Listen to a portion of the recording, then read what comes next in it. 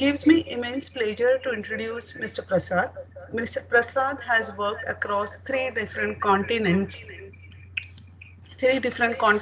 in FMCG, retail and technology with industry leaders like Perfetti Van Meli, Liz Calbon, Nokia, and Reliance brands over 2 decades.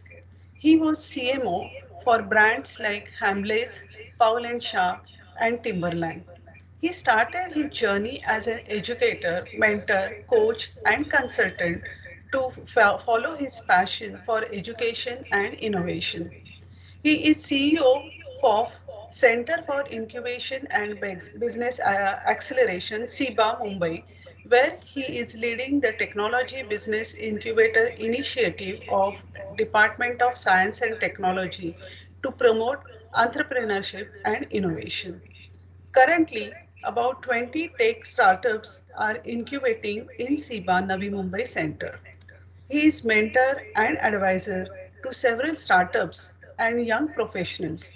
He has conducted several entrepreneurship awareness trainings and idea validation workshops for aspiring entrepreneurs. As an adjunct faculty at Father Agnes Business School, University of Mumbai, he inspires postgraduate management students using flipped classroom and peer-to-peer learning methodology for entrepreneurship services, marketing, creativity, and innovation courses. With this brief introduction, I would like to invite Mr. Prasad Menon for its session. Thank you, Mr. Prasad, and thank you, participants. Good morning to all of you, and great to see that such a big number of faculties from all across India have signed up for this faculty development program. I should congratulate Bombay College of Pharmacy for even choosing this theme of this FDP differently, because normally you see FDP in innovation management, FDP in entrepreneurship, development. There's EDP programs, entrepreneurship development programs, technology entrepreneurship development programs. However, to see this theme around innovation and entrepreneurship and academic institutions is definitely a welcome change. So I got 2 hours with all of you, and what I would urge to each one of you, I know that we all are sitting in our home environment, which is not our natural environment for learning, because most of us are used over the years. We have been developed right from our kindergarten days till we did our post-graduation and some of your PhDs. We're used to a learning environment where learning happens in a very formal setup. And now we have to sit in our homes. Some of you might have the privilege of having your own study desk and good Wi-Fi connection and a good computer. Some of you might be sitting on in your bed and watching this. Whatever the situation is, I think it doesn't matter as long as we have the learning mindset. So I urge all of you for this coming 5 days to switch from the faculty role to the role of a learner. And to do that, I think one of the very important thing is we need to first unlearn some of the things that we have. I think there's a word culture mentioned in the theme of this FDP program. For any culture to develop, it starts with behavior, which means if enough people show similar behavior, then it becomes culture. So for all of you who are part of your education institutes, if you are trying to bring in any kind of culture, I think it starts with the behavior, and it starts with each one of us. So all of us have this responsibility. So I just wanted to make sure that you all are reset your minds as we go through this session. And this is not a session typical where we tend to learn about certain established theories, or there are no processes or systems or models that can be copy pasted. Here, the first thing required is to understand this entire idea around innovation, but also to have the mindset for learning. So I hope all of you are participating with a completely open mind, open heart and open will to learn. Okay, so with this, the theme or the topic for the session was innovation management for successful startup ecosystem. So what I'll do is I'll break this up into two parts. I will do part A around innovation and part two around startup ecosystem.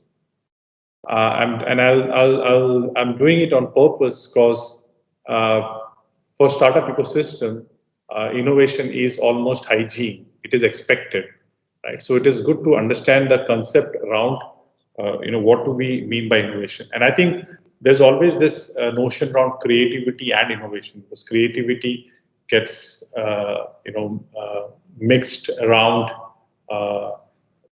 innovation. And what happens is when we are trying to inculcate a culture of innovation with our students, right? And you can ask yourself, right? If you are you creative? So when this question is asked typically to students, uh, people link creativity to sometimes art, creativity to sometimes being, good in the in maybe a graphic design, drawing, singing, So it's very much in the realm of arts that this word has always been associated with.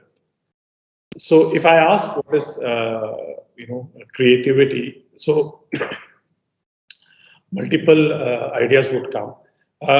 Just to kind of make sure that I have everyone with me, I would love to hear from some of you, maybe in one word or two words. You can put it in the chat box. What do you understand by creativity? What's your idea around creativity? Let's see if some of you have started typing. Just in one word or two words, what do you understand by creativity? Out of box thinking, right? Something new and innovative. Very good. Very good. Bring new things useful for society or environment, something new, something novel. Creativity is a path towards innovation. Fantastic. Very good. Okay. I think, thanks for adding to those words. I think, and I think the reason why I'm introducing creativity in this session is because this whole idea of around innovation, it feels as if it's it's something that is a privilege of a very few people. You say that very few people are creative, right? And which is the notion that we need to kind of break in order to create that culture of innovation among all the students. So if you, in a simplistic way, creativity is, and I think most of you have already put those words in your chat, and creativity is a production of novel, that is new, appropriate ideas in any realm of human activity, from science to the arts to education to business to everyday life. And you will see this happening, and hear the word everyday life because probably some of you have encountered that during your things that are happening in your residential complex, things that are happening in your education complex. People tend to come up with extremely creative solutions to problems. Some appropriate ideas come into play, and you say, oh, this person is so creative, right? Now, if you talk about novel, appropriate ideas, and we'll talk about this whole concept of novel. How do you determine if something is new, right? Just because the person who's seeing it has never seen it before, for that person, it is new, but may not necessarily be new, globally, because that idea might have been already existing somewhere else. So let us take even a basic, the round shaped wheel, right? Creativity is the quality or ability to create or invent something very original. Now, if you look at this, made out of stone or wood, this was one of the first ideas of how do you make movement happen. And this is, if you say whoever did this, and there's no, I don't have a record to say who created this, but this is something that was very original, because up until then that was never envisioned, right? So if you call this as being very creative, uh, um, and that you created something which was not done before, and therefore it's something very original. Then the question comes into, how do you say, if that is creative, then what is being innovative means? And I think somebody mentioned correctly that creativity is path to innovation, because if you look at it, if I kind of draw that path, right, then that path would look something like this, right? From that original rock cut into a form of a wheel to the multiple evolution of it up until the modern day tires that you see, right? So if creativity is about coming up with the big idea, something new, something original, innovation is about executing the idea and converting that idea into a successful business.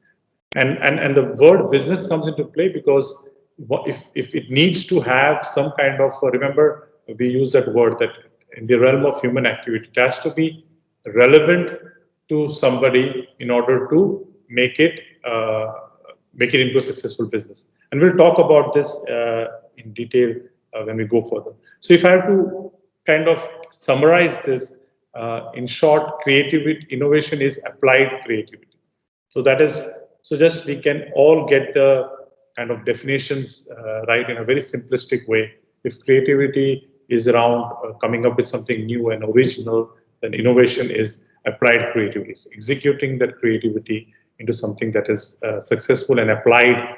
And that's why I use the word applied creativity. You cannot have creativity that ends up in some form of a research paper, published paper, something that is in somebody's mind, unless that gets applied. And I think I can see in the FTP sessions, you have sessions around commercialization of innovation. I think that commercialization of innovation is another step around of how do you apply the innovation. So when you commercialize it, means you're actually introducing that into the market or into the world of consumer or and consumption.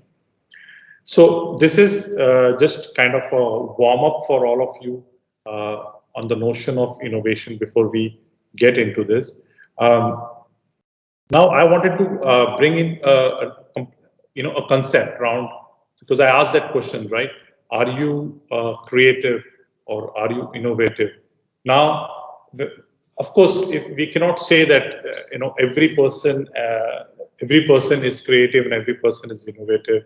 There is definitely something that is required as components, let's say, to make yourself creative. And what are those things, right?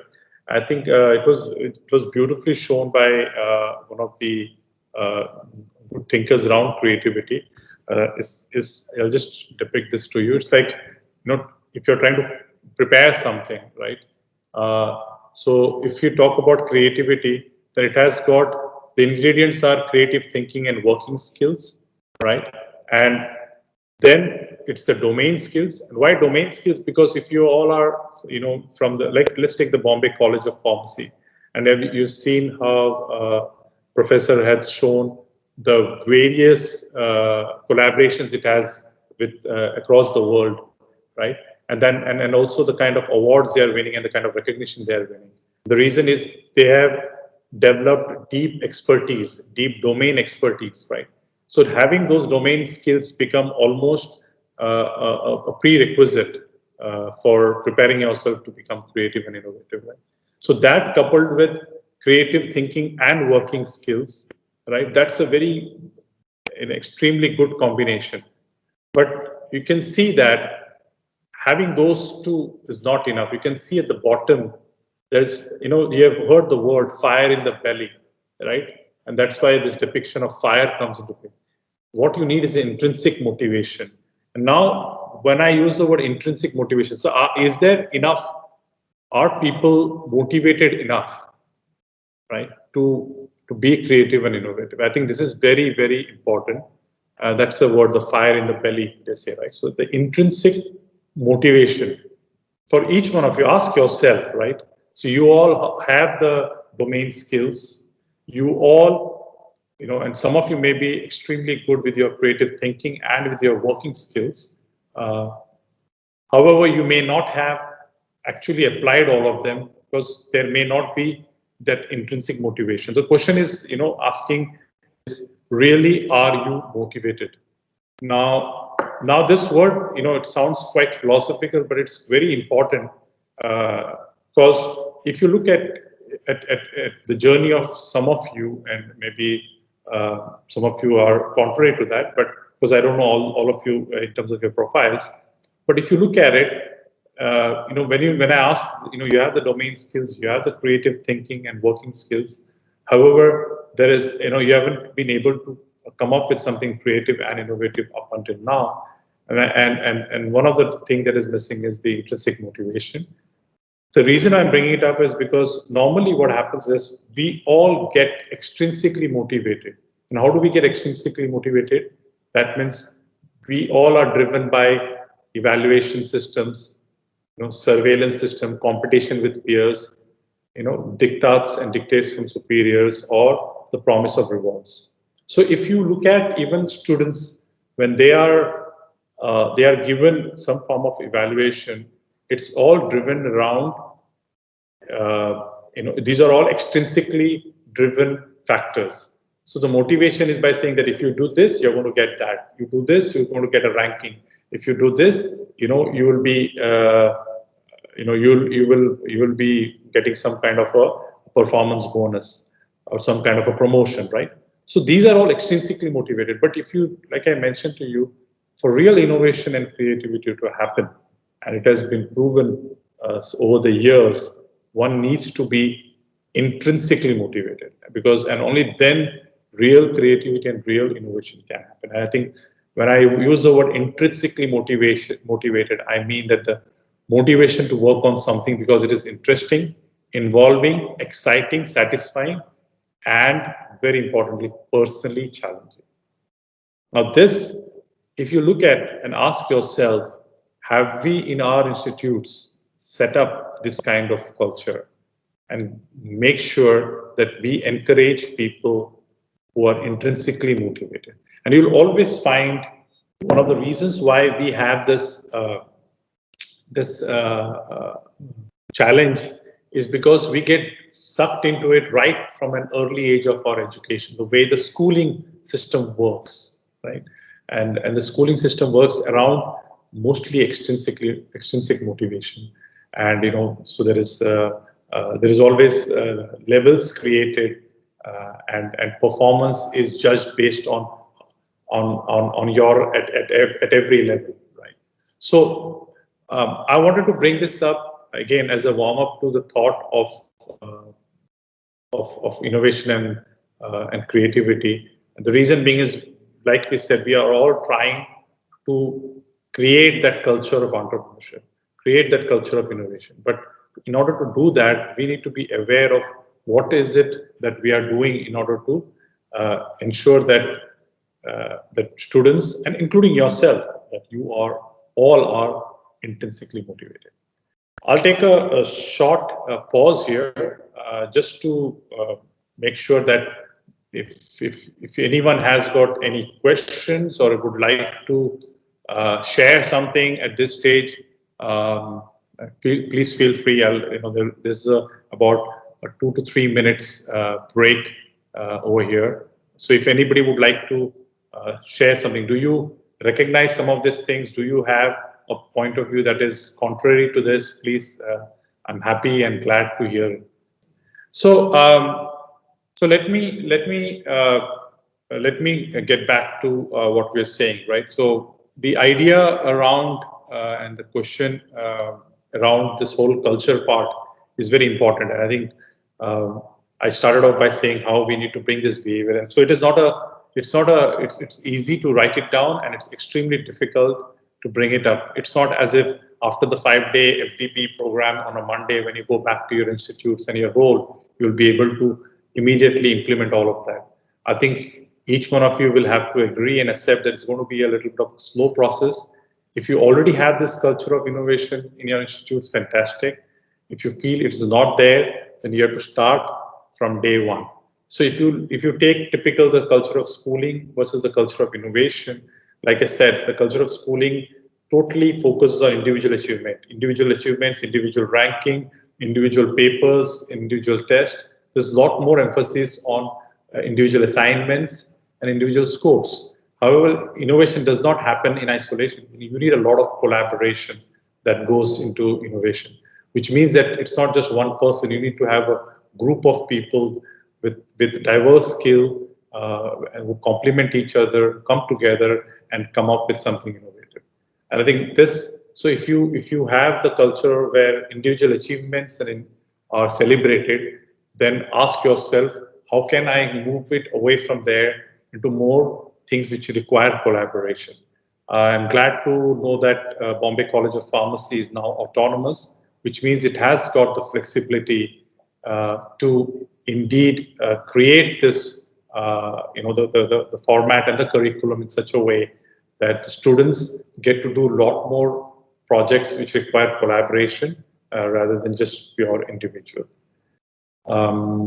The other part is, of course, and this is something that we all need to understand, even in engineering colleges that I belong to, there used to be this very strict mechanical engineering, civil engineering, electronics engineering, electrical engineering, computer science, and IT. So those are the kind of, we are used to this kind of specialization.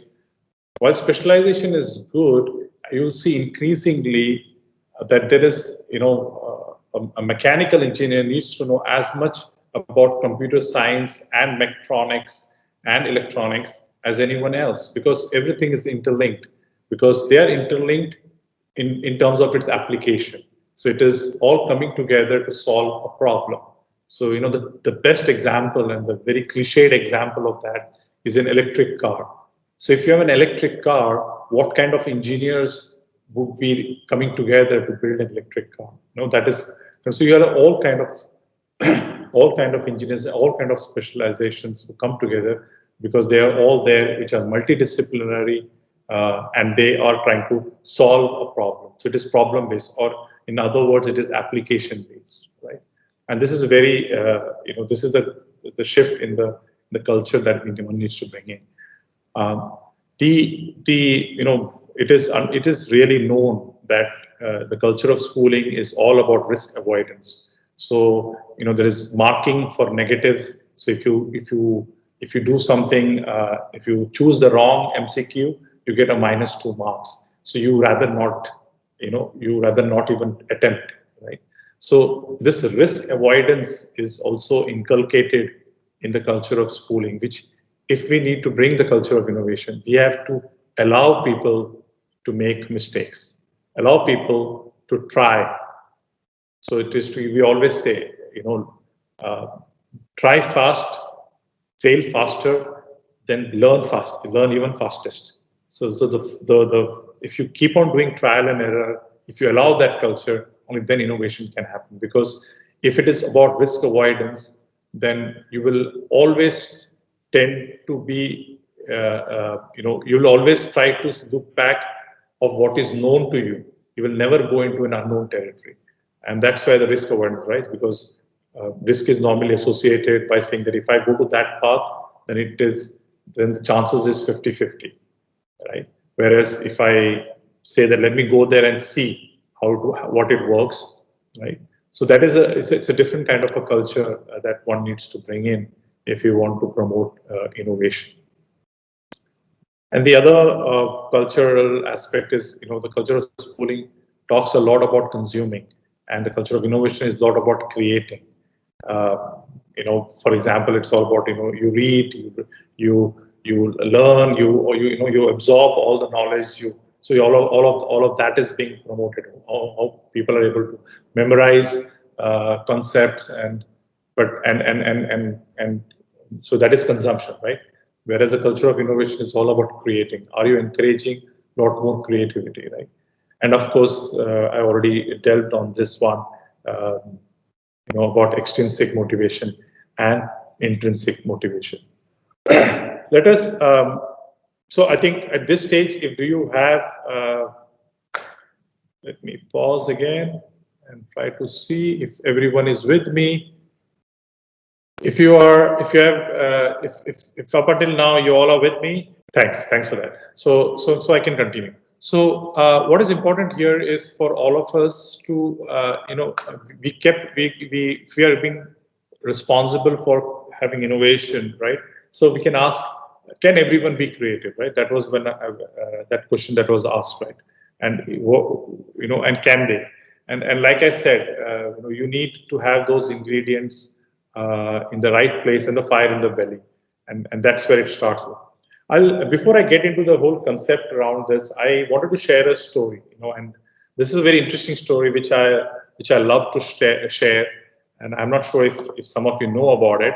And this is the story of the can, right? And this is a interesting story because, especially once when I was doing an innovation session in FDP, I think one of the faculty members said that I got grown up kids, and my kids tell me that Dad, whatever had to be invented has already been invented, so we can't come up with something because everything seems to be have already been invented in some part of the world. So it kind of discourages them to be innovative, and and that's where for me this the story of the can is a very interesting story. And bear with me, I'll try to with the best of my memory try to narrate this story to you. So this the in somewhere in 1795, Napoleon, and this is in France, it was very common those days to announce a prize for scientists like all of you to work on something. So he announced a prize of 10,000 francs to anyone who could come up with a solution for their for his troops, who used to sail across different countries, for his troops to get food that can be preserved for a long period, because they used to go on ships, and when they go on ships, the food that they carry with them gets stale, and if they get stuck on the sea, a lot of the soldiers would die out of starvation or not getting enough protein.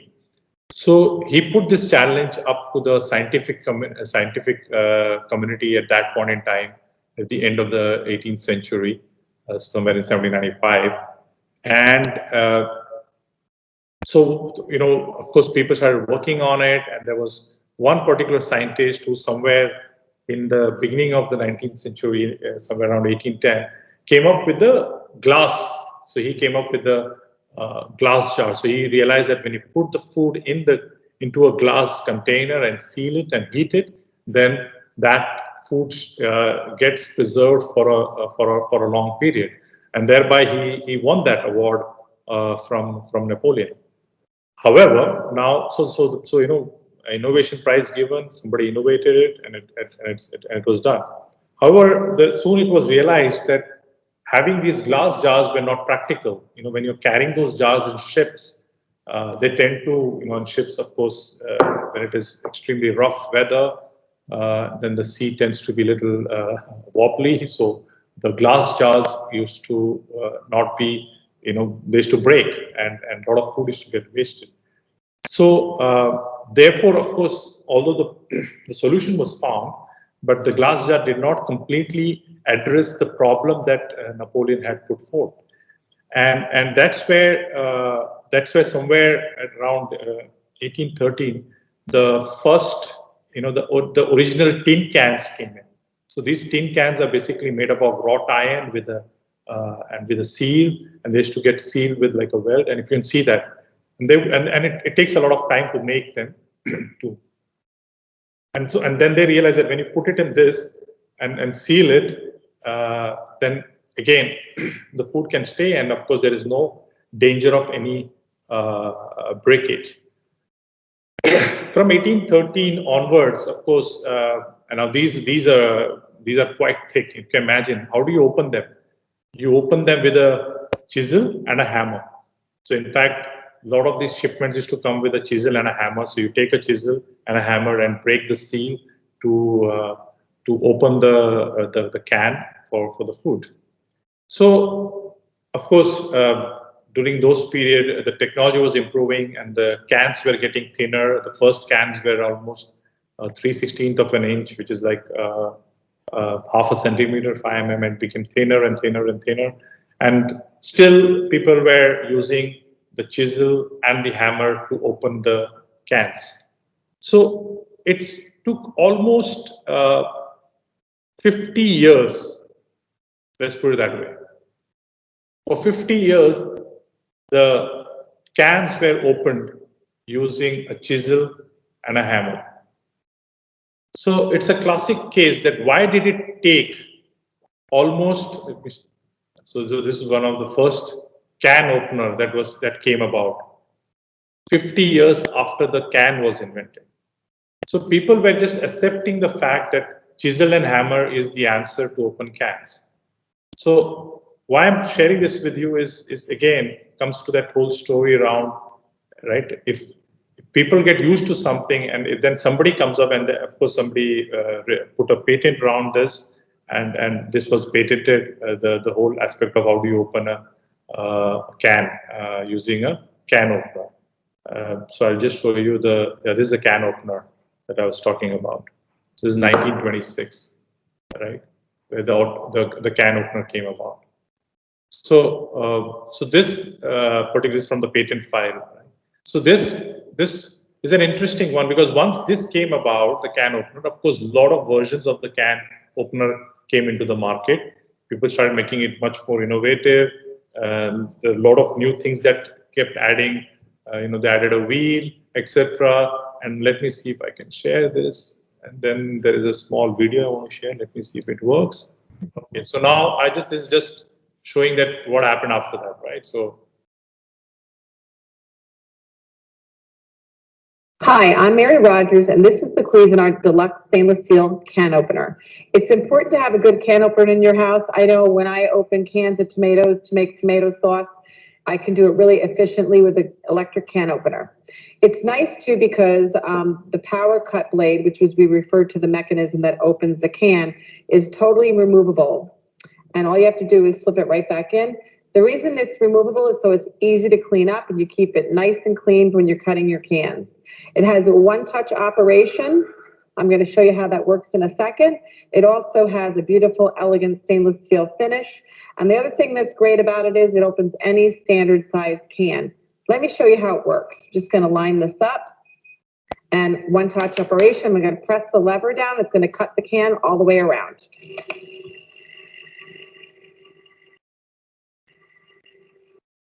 Now what's going to happen is it's going to automatically stop and it's actually the magnet's going to remove the lid from the can, put the can down, discard the lid, and there you go. Convenient and easy. Everybody needs a great electric can opener to open your pantry basics. So I told you this story about the can opener, right? And I would love to hear from some of you. What did you learn from this? What is it that you from this story and so far what we have done? What have we learned? Love to hear some of you. Go back to Microsoft. Yeah. If any of you would like to unmute and you rather talk rather than chat, just raise your hand. Need is mother of necessity. Definitely, you can innovate further. Exactly. There is nothing we say that yes, innovation has everything that has to be innovated has already been innovated. That is very true. Very true. Innovation is a continuous process. Exactly. It is. One needs to think when somebody use the word out of the box, and we always say not just out of the box, but see where the box is located, and out of the complete shift the location of the box itself. Right. There's always scope for improvement. Definitely. Right. Yeah. And this is where I will talk in a minute also. When we talk about improvement, are we talking about incremental improvements or are we talking about exponential improvements? Right. Just adding a nice grip to a can opener is not really innovation. That is just a small improvement, right? But like what the last video showed, using totally without touching, without spilling, right? That's a little bit of innovation. Right? Collaboration important, yeah. There's always scope, exactly. If we observe our day-to-day problem with different point of view, we can come up with innovation. Absolutely right, Mr. Upadhyay. I think we always say that if we look at it, I always say when you walk from your home to buy your groceries or to buy your vegetables, if you look around, there is enough opportunity to innovate. There are totally. It depends on how you're viewing at it, right? Fantastic. I think that all of this is important because we need to get that that motion around that things are moving too fast and a lot of innovation is happening around us, and whatever we think of has already been thought through. I think that kind of inertia should be, we should do away with it, right? Something change or innovation that appears minor for one section of society can be something important for major. That's absolutely right. That's true. That's true. And I think this is also at the end of the day, we like, and I think there's a gap of 50 years for the can opener to come is because people just accepted the fact this is how it's going to be. It's like in Bombay today, everybody accepts the fact if the local trains open, everybody has to go standing. Nobody prepares to get a seat in the on the local train, right? So it's kind of a behavior. But then ask yourself, can it be changed? Can there be done something in order to make sure that that enough people get seats instead of going standing in the train? Can the train seat configuration change? Something. I'm just trying to tease all of you in terms of this whole idea of thinking around innovation. Okay. Okay, great. So this is great. I wanted to bring this up. So what is important over here is that if you want to remember, and it's always good to have some acronyms because that's easy to remember, right? Somebody said, right, when you if you have a different point of view, everything around you. So are you curious? How is the curiosity is really one of the most important. When a child is born, the child is very curious, and the child keeps on touching and putting things in the mouth because the child is curious, and that curiosity is, over the years of schooling, sometimes we kind of kill that curiosity because we tell them, no, you have to stick to this curriculum, you have to stick to this path, don't ask too many questions, right? So having the encouraging curiosity is very important. Openness, and that openness comes from that part of unlearning what you know, right? Are you really looking at it from the position of I know and now I'm looking at it, or I don't know and I would love to hear it, right? Are you open to that? And the question around risk taking, right? And risk taking is very, very, so are you willing? Remember I told about trial and error versus risk avoidance. And of course, that fire in the belly, the energy. Are you passionate? Do you find it personally challenging, and therefore you're going to spend, almost 18 hours working on it, sometimes without pay. So those kind of things are, it's almost like this.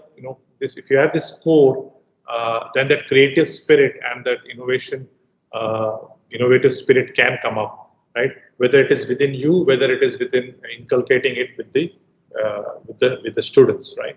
So in a way, if you ask me to create this culture of innovation and creativity, right? One needs to have this whole idea of making novel combinations, right? People try something new. People try to put something one with the other. So if you take the electric car in that sense, right? So somebody who came up with the electric car in the first place thought of using something else that was using at home to be put something that was using for mobility, right? Connecting the unconnected, right? And there are people who do that very well. Something that was used for something else, like if you take drones, right? Drones were used were more of a flying object, more for game play. It started with that. Then they started putting cameras into it. Now they started using it for putting fertilizers in large agricultural land. And there are so many different things now the drones are going to do, right? Looking at the other side, so looking at in other worlds, seeing what no one else is seeing, thinking what no one else is thinking, and finding what you're not looking for. And all these are just some of the kind of ideas around how do you crack creativity, right? How do you create the culture of creativity? So when you encourage all of these things, first of all for yourself and for your students, then you will definitely try to, get that culture of creativity and innovation in your academic institutes, right? Um, Let me I won't take a break here. I just want to make it a little bit more fun in terms of not that all of you are sitting in front of your computer and just, listening. So I want you all to do something also. I'll give, right now it's 10:15. I'll give you 5 minutes. Out of those 5 minutes, 2 minutes is for you to grab paper and a pen or a pencil. So I'll give 2 minutes exactly for that. So everyone, please take a sheet of paper. It can be an A4 size paper, a book, whatever, any paper, and a pencil, pen, doesn't matter. Whatever you have as a writing instrument in front of you. I want each one of you to do that, please. I'll give you 2 minutes. I know because some of you may be away from your bags or may not have been your study table. So I'll give you 2 minutes, 120 seconds for that. So I assume now everyone has got a paper and a pen in front of them. Okay, so what we're going to do, okay, and this is not a big exercise. So all of you just have one option. You have one page in front of you, and you're going to use circles, right? So use circles, and you can draw whatever you want, but whatever you draw should have circles. That is my brief. So with the paper and pen in front of you, using circles, draw whatever you want, however you want it, right? There is no restriction. The only brief I'm telling you is use or circles in your drawing or drawings. Okay? And your time starts now.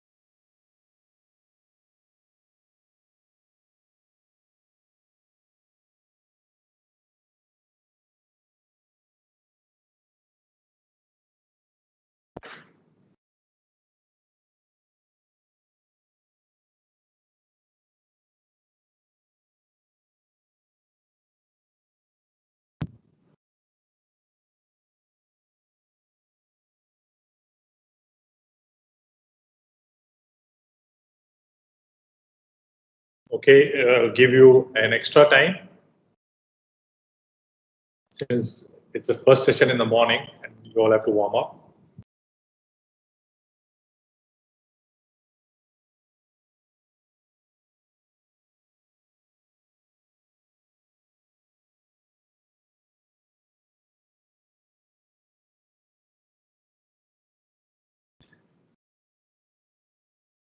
Don't worry, this is not like the Three Idiots question. So there's no trick question. This is a simple brief.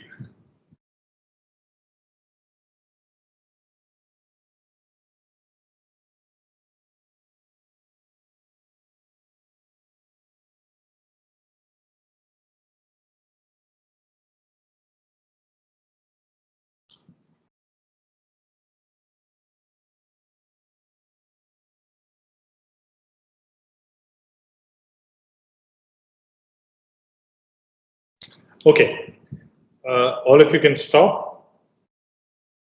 Now, I would love to hear, just if you can put in the chat, some of you may have made one, some of you may have made 2, 3, 4. Can somebody, if someone has made, let's say, more than 5 drawings in the chart, in your drawing sheet, 5 different drawings or 5 drawings, let's say, can you just or just put your number, how many you have drawn? Okay, Dr. Krishna Priya Mohan has put 8. Mohan has put 1. Okay, 7. Great. 9. Fantastic. Very good. 2. 1.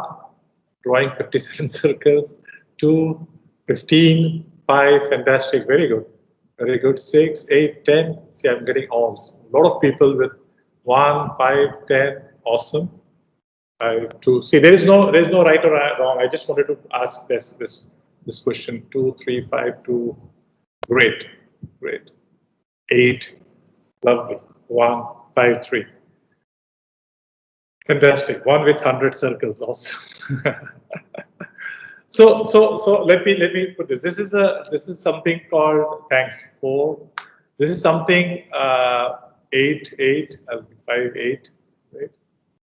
This is something that's called a torrent test and of creativity. And I think you know it's an interesting test because so the idea is that every person amongst you, right, would do it in their own way. So let's take this example, right, the torrent press example, and these are real children who are given this, right. So you have Anna, Benji, Carol, Darlene, Eric. It doesn't matter. The names don't matter. It could be Indian names. So you see, and they were given 2 minutes to draw using circles. Of course, because they are small children, they were given these circles and they were made to draw. Now, if you see someone like Anna, she made the most number of drawings, right? So she had exhibited something which was like she's has a lot more responses than any of the other amongst the 5 that were asked. And if you look at Benji, right? Benji made only 3, but each of those 3 were different. Whereas Anna, all the 5 were the same smiley face, but angry, upset, happy, all kind of faces. But Benji did only 3, but each of them are different: a face, a wheel, and a ball, right? And then you look at Carol. Carol just made 2 wheels and 1 ball, right? Then you have someone like Darlene, and see what Darlene drew. Darlene drew a bomb and a balloon, right? So Darlene drew something which, if you look at it, nobody else has drawn that. Nobody has drawn a bomb or a balloon. Whereas people have drawn a ball, people have drawn face, wheel. Now go to Eric. So Eric has drawn faces, but look at the way he has drawn it. So he's got 3 responses, and look at what he draws. Why am I bringing this to it is because when it comes to creativity, you will find different things. You'll find people, and this is what they talk in. This is part of a torrent test, which is used as a fun exercise. So some people are extremely fluent. That means it depends on how many responses. Some people are flexibility, like how many types of responses. Some people are original, right? The unusualness of the responses, and some people are very elaborate, the detail of the responses. I'm sure some of you might have grown extremely detailed, and so your mind is more towards elaboration. Some of you, like if you take Darlene, right? She was the most original, if you ask me, among all of you, all of the somebody, one of you might have drawn something which is like which the remaining 99 did not draw, right? And then that can be called an original, right? But again, the idea for you to bring is that how in terms of thinking, right, of something new, people, you need to get out of your little bit of your comfort zone. So some people try to draw what is safe, right? So safe is the face, safe maybe something else. For each person is different, right? And so this notion around fluency, flexibility, originality, and elaboration is important. And if you ask me about Carol, right, who drew a wheel and ball, and she drew something which was okay, which others have also drawn, and not maybe a little bit not as elaborate, or not that many responses either, not that different also, right? So there's nothing wrong or right in this one. It's just that every person, every child, every mind is different.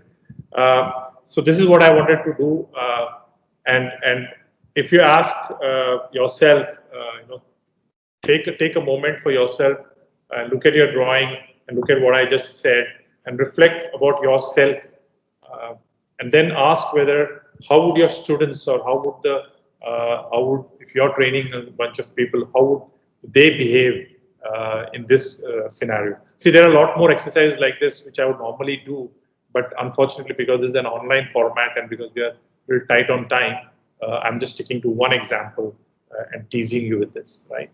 Um, take your time, take this moment just to go through this. So we got 3 more minutes before we end this first part.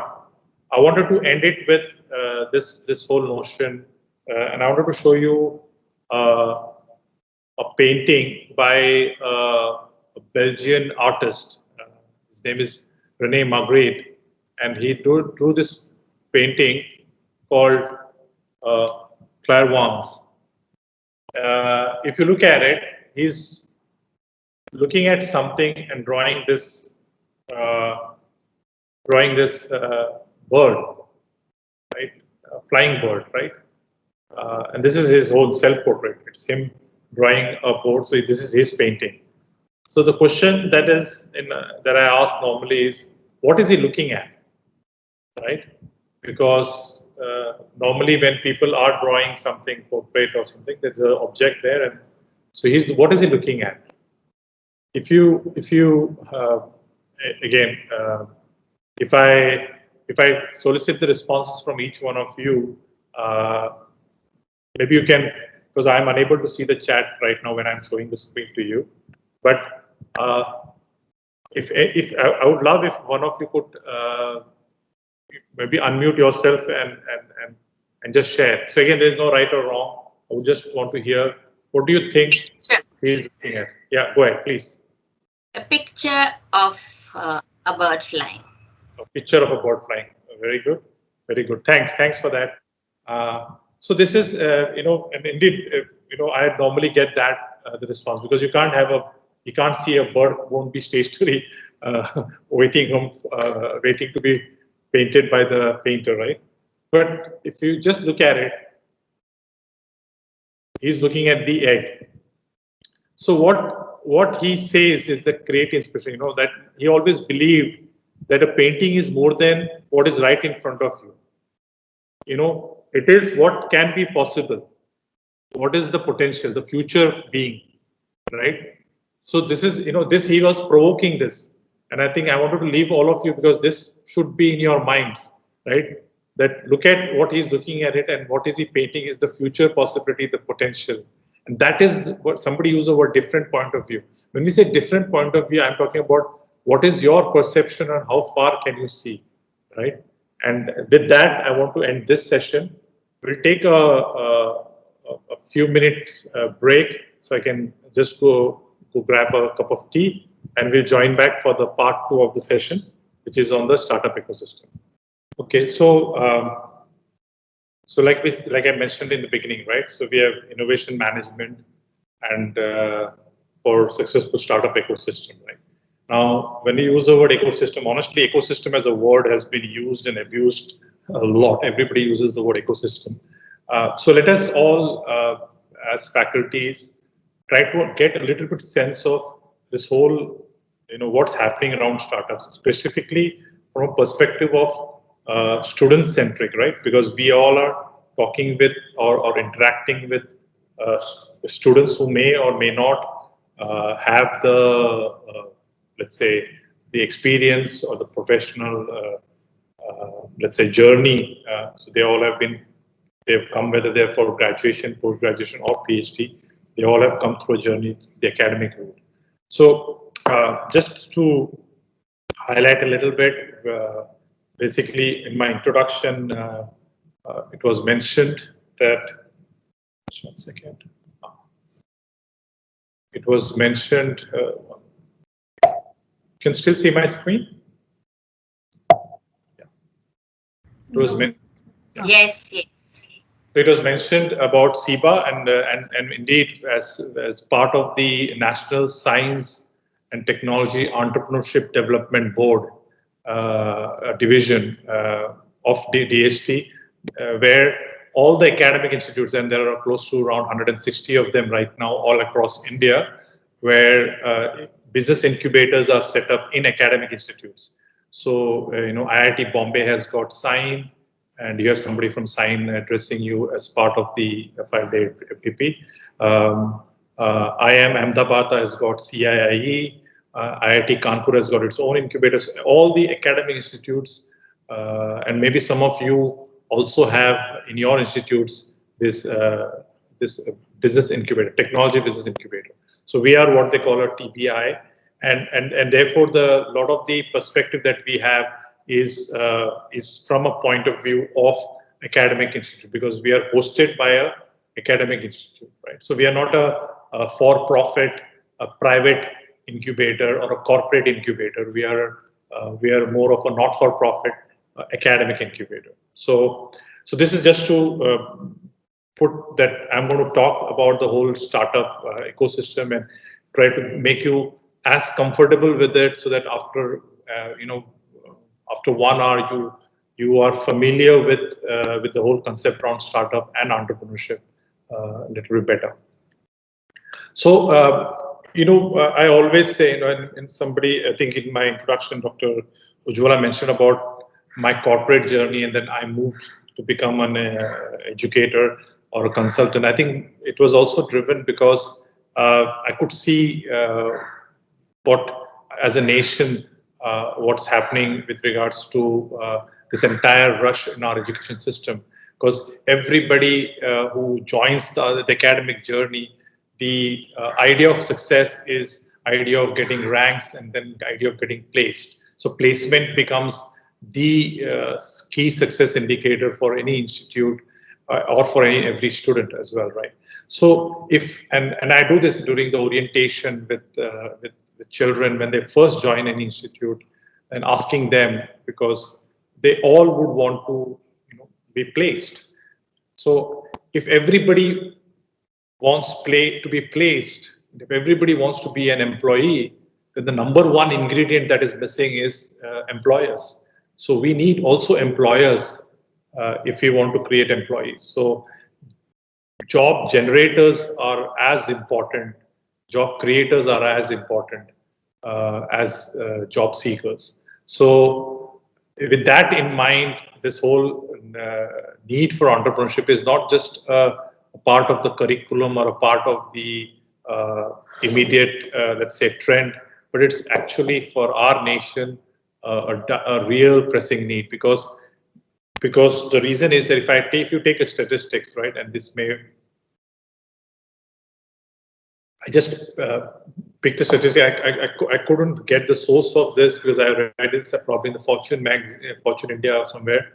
And it intrigued me that in India, the statistics indicate that a 35-year-old firm, so a 35-year-old company we'll consider it to be a well-established company, right? Anything, right? If you talk about Bajaj Auto or Tata Chemicals or Imami or anything, right? So all these are more than 3 decades old. So when the on an average, if a 35-year-old firm's productivity doubles during that period of its existence, the head count actually rises only by 1/4. So imagine if your productivity doubles, so you, instead of making 100 tons in a year, you make 200 tons, and those 100 tons you make it with probably 10 employees. But when you do it 200 tons, you just added another 2 employees only. So by or 2 or 3 employees, right? So why I'm bringing this up is because to say that as a nation, when we grow, the headcount does not grow proportionally. And this is just to talk about manufacturing sector, and I'm sure when you talk about technology sector, the picture is not that pretty.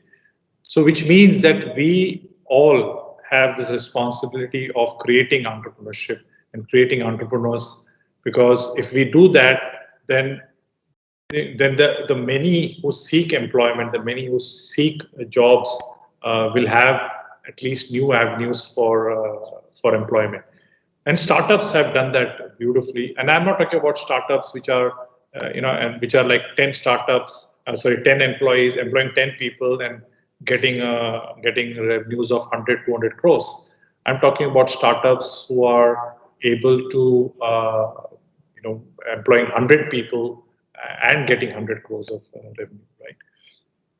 So, so this is just to set the context around the startup and entrepreneurship. Now, I would also, again, to simplify things, because not all of you are part of, let's say, entrepreneurship management, let's say, so you don't do entrepreneurship management course, or you don't teach maybe entrepreneurship management. So just to get the context right, so I'm simplifying who is an entrepreneur, right? So that we all are on the same page when we use the word entrepreneur. So I will broadly classify, there are many, but I'm keeping it simple and talking to you about three different kinds of entrepreneur. The first entrepreneur, which we see everywhere, is a necessity entrepreneur. And they started to do the business because they really did not have better choices for work. So they did not get employment in a stable environment, or they could not have the livelihood that they need for their families, and therefore they started doing something. So it's a necessity entrepreneur. And everybody, if you ask people who sell vegetables near the railway station, the vada pav wala, or the guys who buys from wholesale and sells in retail, all these people may fit into this whole concept of necessity entrepreneur. These are great for the country, because they almost in a way are the employer and the employee for themselves. So they self-employ themselves. They find a way to keep to generate income for themselves, right? And some of them may be small, some of them may be big. This is also necessity entrepreneurs are also people who and probably you also have in your institutes people who were not able to get any jobs and then joined their family business or taken a loan and started some business of their own, whether it is retail, started a mobile shop, or took a franchise or something like that, right? All these people fit into the category of necessity entrepreneur. So, and it's a very important, I always say this is a very important part of our economy, the informal economy, many of them fall into this category of necessity entrepreneur. The second category, which you see a lot more, and I think Professor Krishnapriya had mentioned about this also, are people who really are wanting to do something, right? They want to, they want to create an impact. They want to bring about some kind of a societal change, right? So these are social entrepreneurs. So remember, these are not NGOs. These are people who want to start something because it can help many people. And there are many social entrepreneurs who are doing great business, but with a purpose, right? From a technology standpoint, there are entrepreneurs, there are startups like Goonj, Milap, Keto, many of them, and people who try to use, recycle electronics, recycle plastic, people who, Raddiwale.com, who try to take recycle or organize the Raddiwalas. There's a startup in Bangalore which is giving livelihood and dignity to people who collect garbage. So many of these are people who have set up enterprises. They make money, of course, but they make money with a purpose, right? So purpose comes first and profit comes as a consequence of fulfilling that purpose. And these are social entrepreneurs. And a lot of the youngsters today who have got the security of their family with regards to their basic needs are driven by this social cause and want to do something social. See, and you'll find a lot of examples, people who are living in tier 1 cities, when they go to a tier 3 rural area where their maybe grandparents live, and they want to make about a change over there, and they set up something, trying to help farmers, or trying to help, solve the water problem, etc., etc. Okay, so this is the social entrepreneur. Now, when we use the word, when what we hear a lot about, and what comes in terms of innovation and etc., is this thing called opportunity entrepreneur. Because remember, we spoke about creativity, innovation, and ability to see something, ability to perceive things for a future possibility. That means it's an opportunity that people see, right? So who start a business to take advantage of a business opportunity. They see something and they find a way of making money or making a business out of it, right? So what happens is that you use the word I have a great idea. People say that, right? मेरे पास एक अच्छा idea है, right? Why don't we start a business around it? Okay. So when we talk about ideas, right? Then there's a question that a idea how good is this? How new is it? Have somebody done before? So a simple way to kind of dissect an idea from an opportunity entrepreneur lens is look at it this way, right? If you and I'm just putting it in a 4-quadrant schematic representation here. So if you take about novelty on the vertical axis, y-axis, and the utility on the x-axis, the value of utility, whether it is highly useful or less useful, whether it's highly novel or less novel. Of course, it is understood that if it is with a very high utility value and highly novel, then it is indeed something that is a paradigm shift or a revolutionary idea, right? People who created, for example, Uber fall into that, right? It's highly useful and highly novel idea. Airbnb falls into that. In India, you saw YOLO bicycles, right? Where you can take a bike, cycle from the station to your home, and park it there using, and pay by the hour or by 30 minutes or 15 minutes. So all these are falling under that, right? There are of course you'll find people who have highly novel idea but with very less utility value, and that's why it falls under the idea strange ideas. And of course there are people who come up with ideas which are not as new and also not having that much utility, and those are kind of bad ideas. And there are ideas which are not very new but has got a high utility value, therefore we call it an incremental or evolutionary idea. So again, except for the bad or the strange ideas, the highly useful ideas, the utility value of the ideas are the ones which have some kind of let's say possibility of success, because there is the utility. There is somebody who would find it useful and therefore pay for it as well, right? So, but what happens is that if you talk about this novelty, is it, talk about paradigm shift or a revolutionary idea, right? If you ask that a question for anybody, for any startup, and this is the statistics that 16% of all successful startups were considered truly novel, only 16% at the time of their genesis.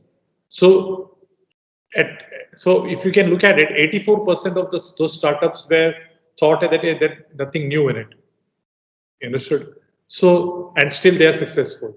So what it means is that there is this whole concept uh, around idea, and I'm going to come to that in a minute, uh, about what does this chart actually tell us, right?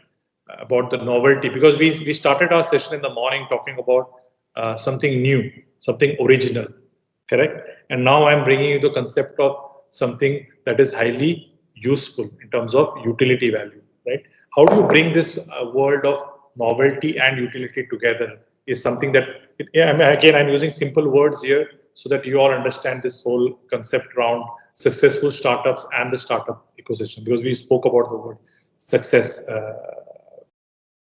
So in that context, I normally show this chart, right?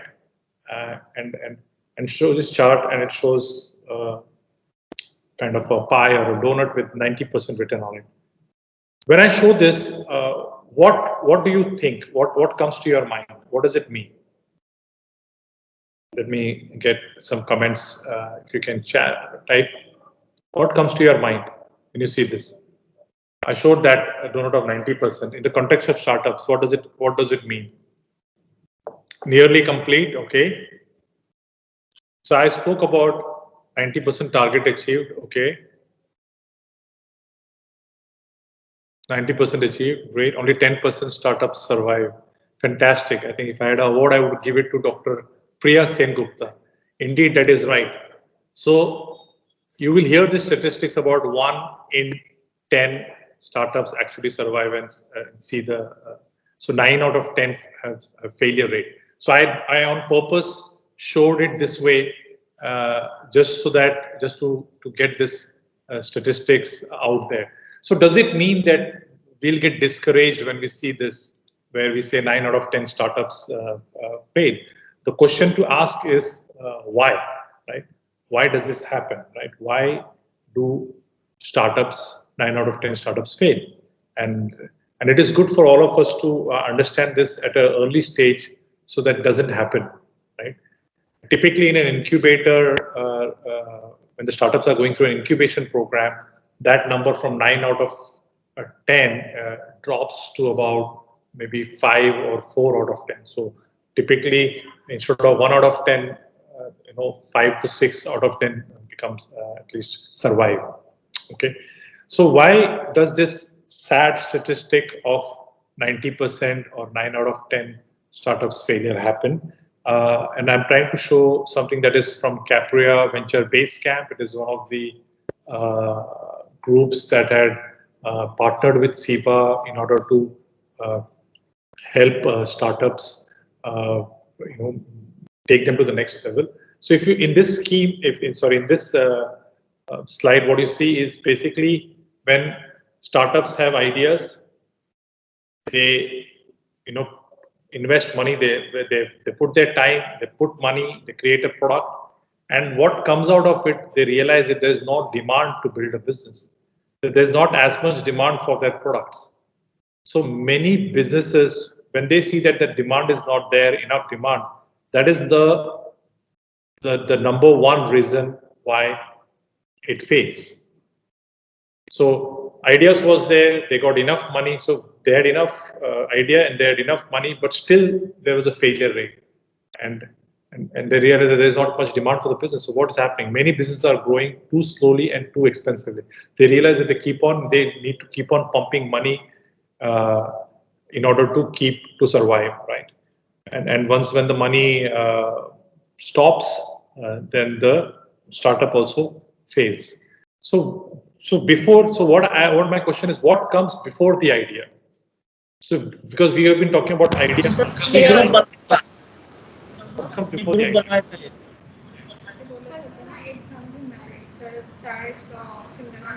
What comes before the idea?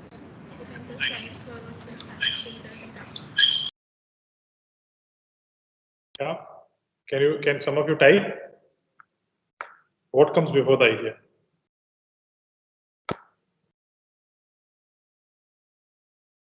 Imagination? Problem, exactly. So Alka has written the right answer here, problem. So what comes before the idea is indeed the problem. Because if you're able to validate the problem, if you really feel that the problem exists, only then the idea works. Having the idea, and that's where the word utility came in, right? Because if you're working on something which was never a problem, right, then you will be unable to sell it. And that's the reason why that whole question on utilities. So I want to show you all of this in if I have to summarize it in one slide. This will be the slide, right? See, if you just take your time to read this, I know there's a lot of bars over here. On the left-hand side, you see new technology and ideas. That is from a technology standpoint. This is where we all are from an academic institute point of view. All students are there, right? And you go to the right-hand corner, customer and market needs. That is on the other end. So while we are ideating our technology, while we are validating our idea, right, we also need to ideate and validate the problems and the needs of the customer and the market. If these two don't happen and they don't get aligned, then the launch and the impact will always be a failure. And this is where 9 out of 10 startups fail, because you normally start with a new technology and idea, you ideate, you validate it, then you, because you have already started the journey with little bit of, not, you have understanding of the customer in the market, but not to that detail in which you have about your technology. Because see, technology was what you were comfortable with. You were comfortable with the technology, you were comfortable with the idea because it was your idea. So you tend to put a lot more emphasis on that and lot less emphasis on the actual customer or market that needs it. Is there a real need for it? Are people going to pay for it? Is that a genuine problem or not? And that's what I mean by ideate and validate on the right hand side, right? So this, if these two alignments happen, this is what we, I think you have a session on commercialization of innovation. If innovation starts from the left side, commercialization starts from the right side, which means you need to know both the sides. This perfect alignment is what leads to survival and success of startups. And how do you do this? That's the reason why, remember, I mentioned that it's a collaborative work, which means you need to have complementary skills. You need to have in the team people who understand technology and also people who can at least understand or know what the customer and market needs are. I think, and this is where, we talk about collaboration between academia and industry. This is where it comes from, because the industry would be able to tell you what is the need in the market. The industry will be able to represent the customer for you, whereas you can be talking about new technology and ideas. And I think Bombay College of Pharmacy is a great example because it is a product of the Indian Pharmaceutical Association, which means it is part of the industry, which means it can help solve the problems and the needs of the market by having new technology and ideas. So this, innovation and commercialization, or novelty and utility coming together with a perfect alignment can lead to success, right? So this sounds good when I present it and when I say it, but let us be honest and practical about the real startup challenges. What are the real challenges? What happens in reality? Because in reality, when the startups are working, when the entrepreneurs are working on something, right?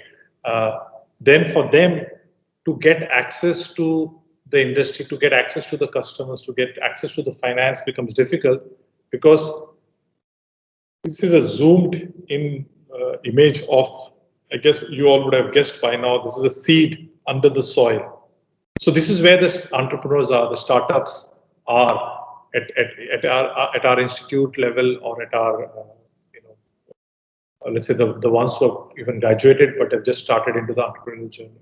They're at a level where they're under the soil at a seed stage. Nobody can see them. At this stage, if nobody can see them, it's very difficult for them to get the support they need, to get the access they need. Because at this stage, they need everything: water, sunlight, fertilizer, everything. Because once they have all of that, then that seed becomes a sapling and it starts. Once the sapling is seen, then everybody is willing to invest and buy. Everybody is willing to give it a chance. But that stage, from the seed to the sapling, this stage is a very important part of the journey. And at this stage, if they are given the right ingredients, the right support, then it's very easy to see them flourish into, so this is like the greenhouse with the right environment. And some of them will become what they now favorite word is unicorns, right? The companies with a valuation of more than $1 billion, they become rainforest in my mind. So from the seed to the rainforest, this journey is possible if we try to give them the right support at the right time, right? So why did this failure happen? I already told you the reason is because at that level, these young startups, these young entrepreneurs do not have the social capital, do not have the entrepreneurial experience, do not have the management experience. Some of their expectations are not really realistic because they get into the journey with a totally, with a different mindset. And they don't have access to financial capital either. Nobody's going to give them, loans, or, and if some of them are from families who do not have enough enough, let's say, financial power or stamina, then it's difficult for them to work on their startup or the idea. So while I say this is the reason why startup failures happen at that crucial stage, the question is, how do we solve this? And this how is where this whole world of startup ecosystem comes into play. Because you must have heard the saying that it takes a village to raise a child, which means that for a startup to succeed, it's not just that startup alone. There's the entire ecosystem of support that needs to be done. Who all are there in the ecosystem? Everybody. The startups are there, incubators like us and Sign, or accelerators, right? Or investors have to be there. Our academic institutes play a big role. Corporates play a big role. Government plays a big role from policy point of view. Corporates play a big role from a point of view allowing the startups to to prototype or pilot their product and services with them, right? So all of this thing is the ecosystem. So if all of them come together, right, to support and nurture the startup at the early stage, then definitely the chances of success are very high, because by doing so, the startups will get access to social capital, will get access to entrepreneurial experience, will get access to management experience. They will, because they will learn from people who have already been there, done that. They will also be able to get realistic expectation, and of course, they'll get access to financial capital in terms of the investors, right? So this is just to get a little bit understanding of when people talk about the startup ecosystem, right? But having said all of that, I think one needs to also be, again, I'm trying to be practical over here with regards to the entrepreneur themselves, right? So if we are trying to promote this entrepreneurial culture within our institutes, we also need to identify and sensitize our students about what does it really take to be an entrepreneur, right? It's like a person with multiple personalities almost, but it's almost like you need to be all encompassing, in the sense you need to have a high level of motivation, self-confident with positive self-concept. You need to have an attitude which is always problem solving. You need to show leadership qualities. You need to be a moderate risk taker. You have to have some form of a realistic approach to planning.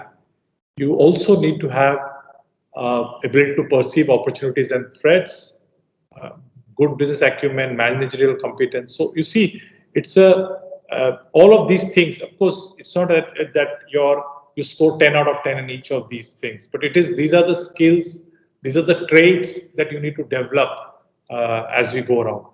Being a moderate risk taker.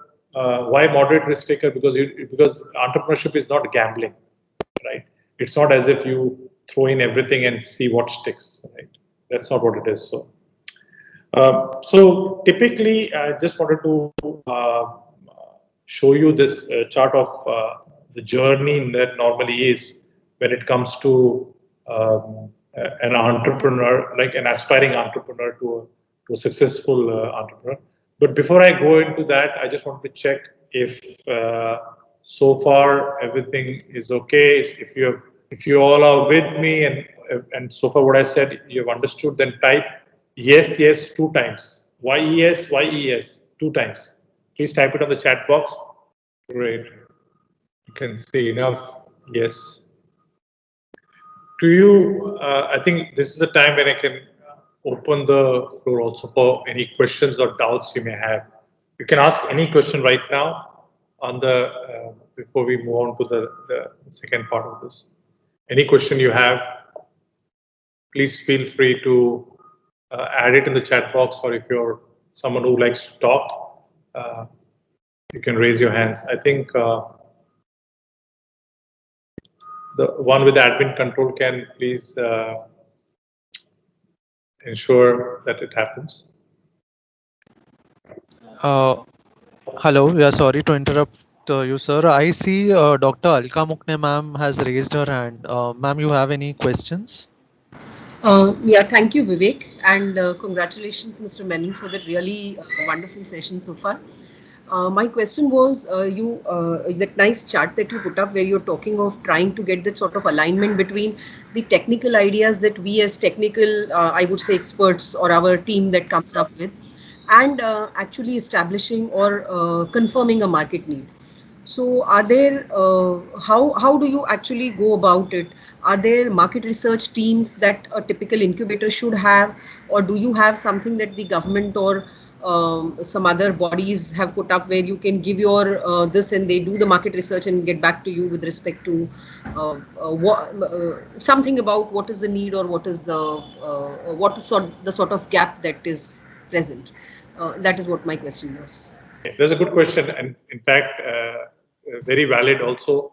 That while you are very much confident on from the left side, how about the right side in terms of customer needs and customer demand? And so I'll answer that question. Is there anyone else who has any other questions? So I'll do it in one. I think there's one. Somebody asked, what is the best way to apply innovation and manage it? Actually, it comes to the same thing, right? Applied innovation, right? So it's the same question. So there's one more hand raised. Sir, I am asking some question, sir. Please, can I? Okay, sir, I'm just asking that how to deal with these legal requirements for any type of startup or entrepreneur, as because we are completely unaware about this, which is extremely required. Good question. Good question indeed. I think so. So you kind of have already jumped ahead a little bit in what I'm going to explain, show it to you going forward in terms of this legal part. So let me quickly answer all the questions that you have. Uh, so first, with regards to this entire thing of customer and market needs. See, when you are starting a venture, when an entrepreneur starts a venture, it is not a job, which means it's his blood and sweat and his time that he's going to put it in. So he or she will make sure that everything that they give has got, that there is, that you are to be sure about it yourself. Reading a market research report is one thing, but knowing the customer, right? And this is where the design thinking comes into play. Are you able to get into the skin of the customer? Are you able to really, have you spent time with the customer?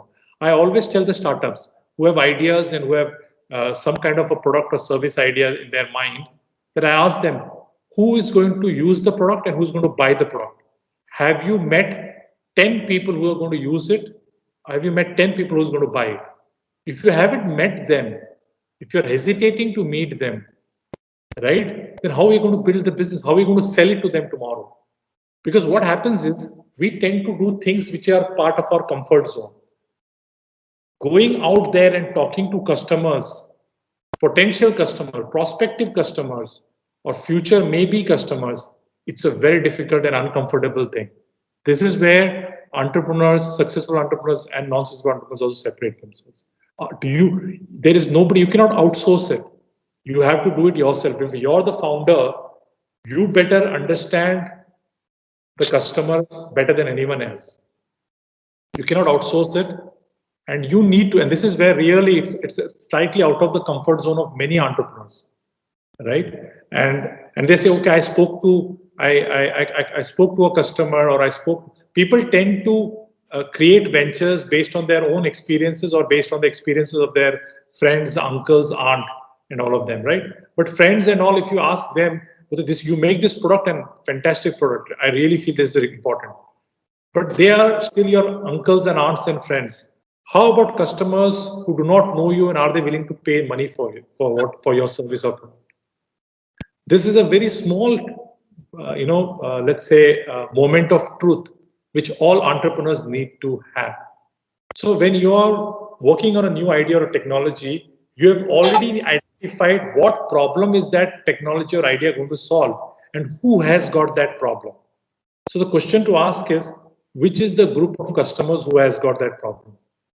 Then the question to ask is that problem that painful that they are looking for solutions?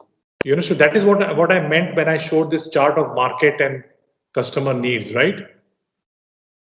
Where is it?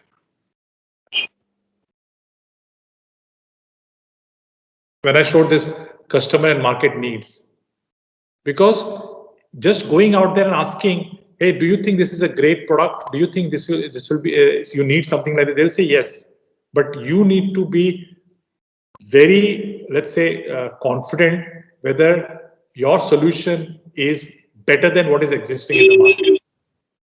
You know, on the walls in SIBA, we asked this question. We're teasing and we asked this question: what are you selling? Is it easy to sell a painkiller or a vitamin? What is easy to sell? Tell me. If you're working on a painkiller or if you're working on a vitamin, what is easier to sell? Painkiller. So vitamin, sir. Painkiller, right? Yeah. Painkiller. Because it is, so vitamins, painkiller is almost a must-have. A vitamin becomes a little bit good to have, right? So my point is, do you understand? So now vitamins is very much required, sir. During this pandemic, vitamins is very much required. So no, I now understand. it's I'm saying if a customer has 1 rupee in his pocket and he goes to a store, right, and he's in pain, so what will he buy? Painkiller, right? Painkiller. So what I'm trying to say is that at the end of the day, when during whatever is, I'm not saying, I'm not underplaying that vitamins are not important. I'm just saying that when I'm giving that as a more of an analogy, that even if you're selling vitamins, right, how well do you understand the customer? And I think this is a key challenge that all of you will have, is that how much time would you want your students to spend to understand the market and customer needs? This is what I meant by out of your comfort zone. Now you all, if I take Bombay College of Pharmacy, I know other institutes also have some industry collaboration. You should use that collaboration and that association as much as possible for the students to get direct interface with their future customers. Let them interview them. Let them make a kind of a understanding of who the customers are, right? Spending time with the customers is as important as spending time in the laboratory to develop product for that customer. As important. I'm not saying less or more. I'm saying as important. Okay. So this is something that I want all of you to take away with. I will address that question around the legal part in a minute. Let me jump straight into. Yeah. So this journey from a potential entrepreneur, let's say if you have a potential entrepreneur who has got the domain skills and the knowledge, and he is also somebody who has spotted opportunities in the market. I think Professor Krishna Priya Mohan was mentioning about some M-Pharm students who want to start something, right, on their own. I'm sure they all have something in mind, right? So they are the perfect. So this is kind of a pictorial representation of that student, right? So from this to becoming a successful entrepreneur, the journey is, of course, it's, you know, just to put a kind of a duration in. It says it takes about 3 to 3.5 years old. So 3 to 3.5 years is between the potential entrepreneur to become a successful, let's say, startup or successful entrepreneur. That is, who is the owner of a established business. Okay, so this journey from potential entrepreneur to a successful entrepreneur or successful startup, so there are multiple things, right? There's a conception when the actual enterprise is born, right, or is conceived. Then the birth happens, and most importantly, persistence. Are you able to withstand? Are you resilient enough? Because not everything goes as per plan, right? You do put all your energy into it, you put the product into the market, it does not get the response that you had planned for. You are falling short of certain features, and therefore the product does not behave the way you had envisioned, right? So all this thing happens, right? But so this is the journey. So it takes about 2 to 3 years or 3+ years, you know, for this journey to happen. So it's not like overnight success. But what is important here is during this period is where initially is the awareness is created. This is what we are all are doing, right? That we're creating awareness among the students. There's a pre-incubation stage, right? That you incubate them, you explain to them, you help them with the identification of validation of their problems, right? You try to understand if the technology is feasible or not feasible, etc., etc. Then the incubation happens, and then profitability, and then maturity.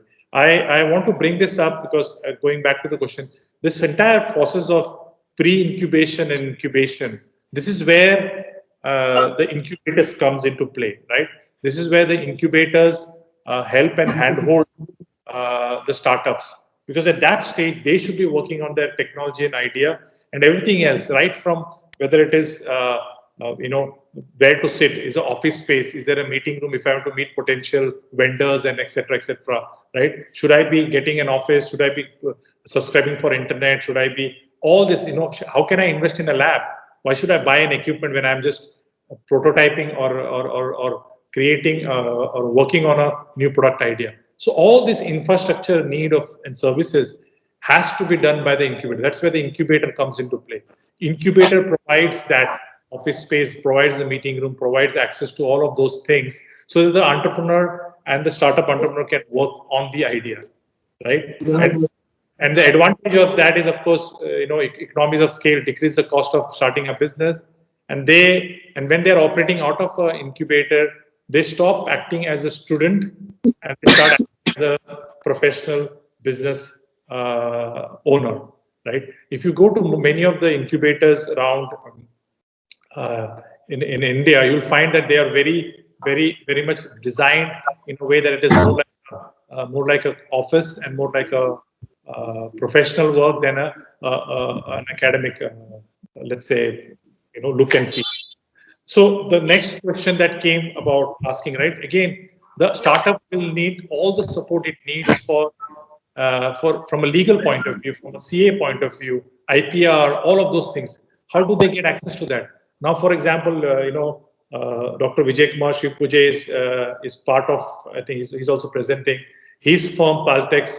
Now, an incubator like us is associated with him and with his firm. So we provide to the startup services when we are tying up with somebody like that.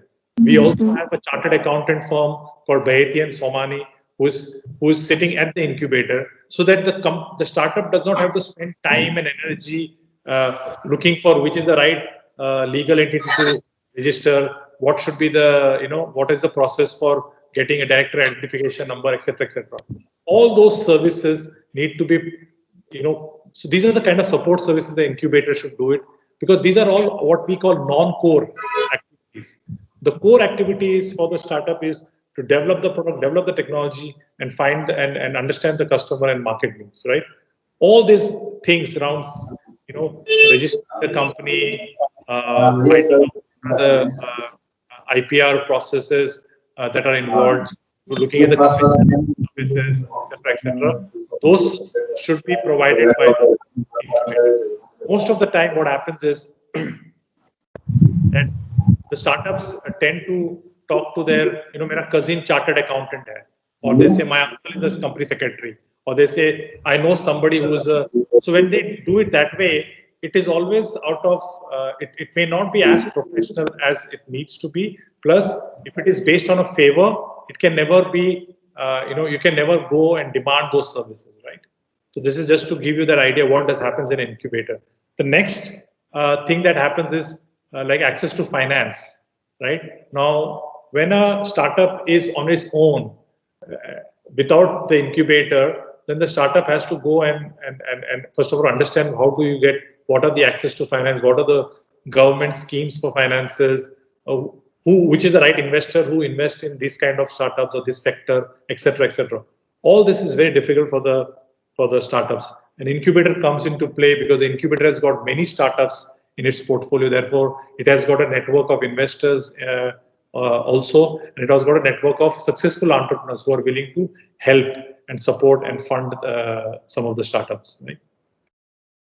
And of course, what is very important, remember I mentioned about that a lot of these startups at an early stage, they really need mentoring. They need coaching. They also need to have interaction with industry experts and successful fellow entrepreneurs. So when they are an incubator, so all kind of startups will be there. There will be startups which are in an early stage, and there are startups who are already matured or graduated, who are already done 2 to 3 years and are now in a very successful stage. Those entrepreneurs who have gone through this journey of early stage to mature stage, they are willing to help the early stage entrepreneurs. And that kind of lateral learning can happen when they all are together in the same environment, right? So that learning, exchange of ideas, psychological support, partnerships, all that can happen. And that is very, very important um, for, uh, for the ecosystem, right? So this is just I didn't want to take I wanted to give you a little bit of idea around the what SIBA and what an incubator is, because people are wondering what does it mean, right? So let me see if it's possible for me to share, because we got about 5 minutes. Just give me 1 second. Let's see if this works.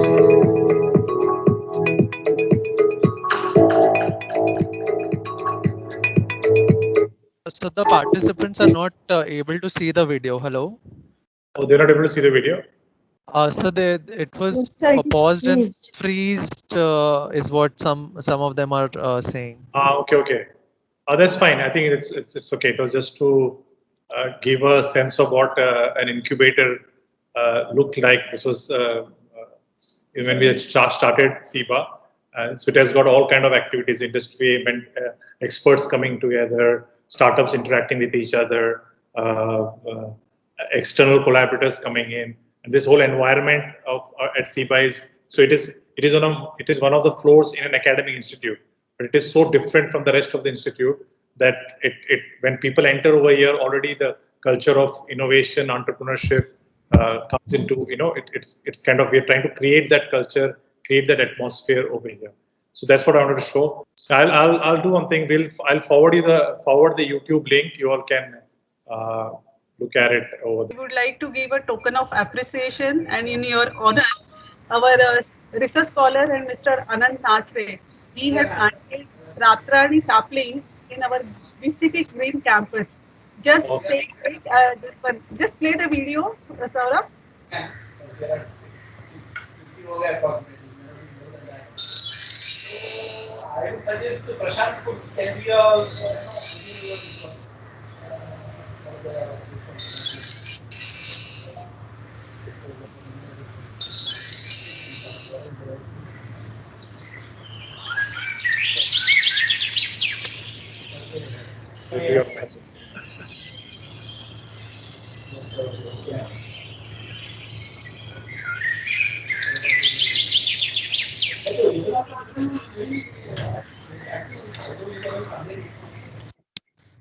And thank you so much. So Full much. of, Thank you full so much. of your appreciation with this. Loved it. I love the gesture. This is beautiful. Yeah, I'll come someday to see the plant grow. definitely. Thank you for sharing your experiences and